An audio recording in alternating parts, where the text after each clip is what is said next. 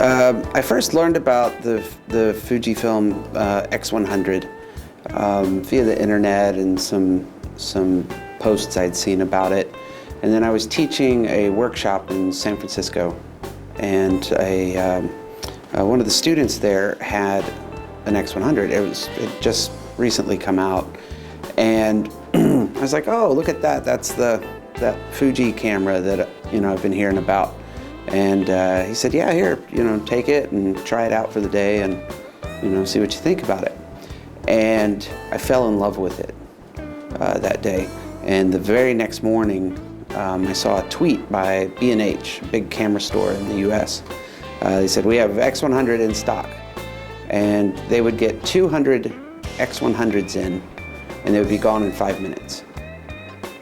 So when I saw the tweet, I just immediately purchased it. And I was looking for a camera that would just be my carry with me camera. I wasn't looking to replace my DSLRs. I had no problem, with it. But the more and more I used the X100 and then the X Pro, the more I stopped using my DSLRs until it just became a point of, I'm going to sell my Canons and just use my Fuji. Yeah.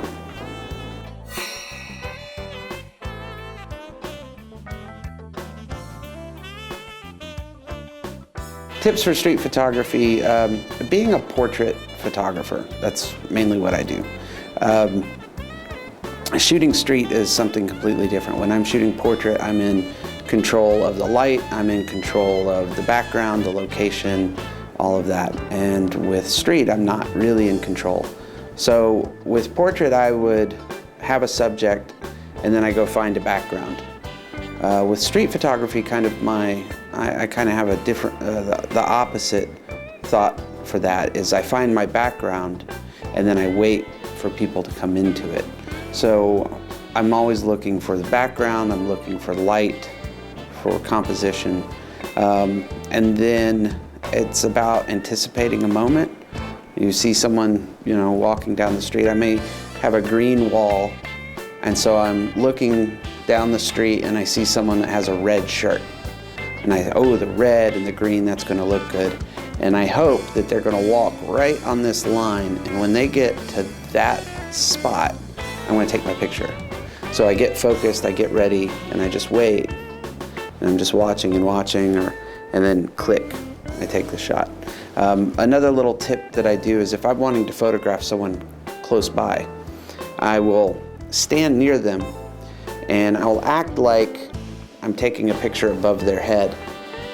And then I'll bring the camera down looking like, okay, I'm just looking at the picture I just took, but now I'm actually focused on them and I take my shot. And if they look at me, then I just pull the camera back up and I just kind of act dumb. And that helps me get really close to people and they're not really aware that I'm taking their picture.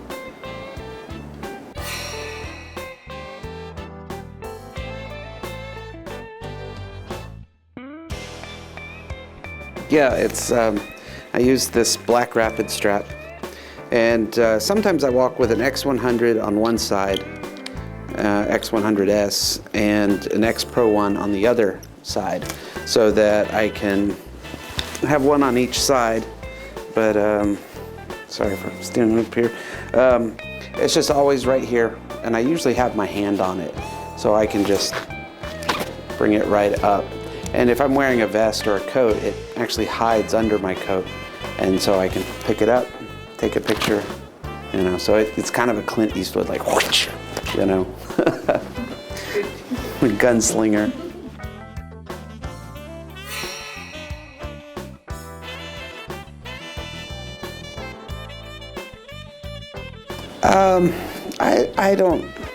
I don't try to analyze it. I don't try to think about it.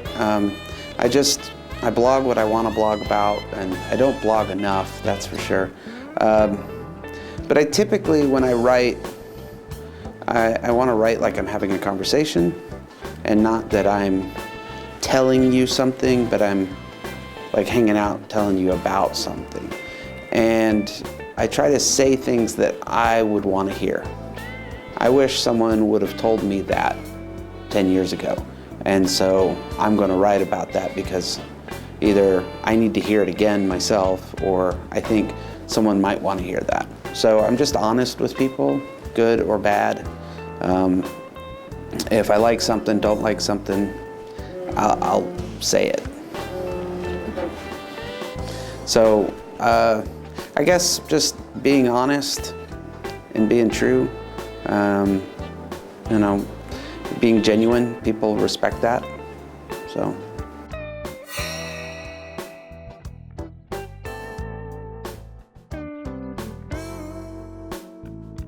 It helps me think about things. If I didn't have this, I couldn't think, because I pull on it a lot.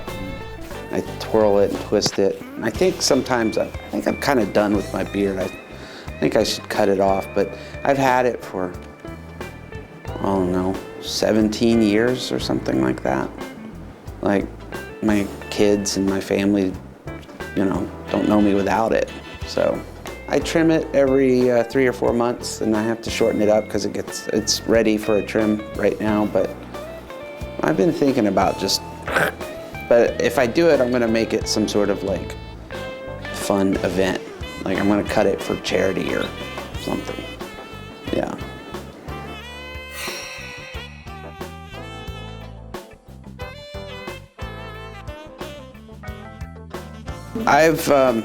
I've used a lot of cameras in my life, and I've picked up and walked around with many more kind of cameras. For me, what it came down to was the form and the function of this camera, the weight. It's perfectly weighted, the feel, the controls are there. And then with the large image, the APS-C sensor, the details are beautiful. The high ISO performance for low light is amazing. The lens is perfect. I love this lens. It's fast. And the X100S is silent. I could go on and on and on and on. The optical viewfinder is absolutely a work of art and genius in one thing. It's got that little bit of throwback to the old days of film, but it's all digital. It's, you know, film up front and digital in the back. And it starts conversations. When I'm shooting a client job or I'm out on the streets, people see this camera and they want to talk about it. And, you know, my Canon, Nikon, or my Phase 1, like, you know, they don't start as many conversations as my Fujis do.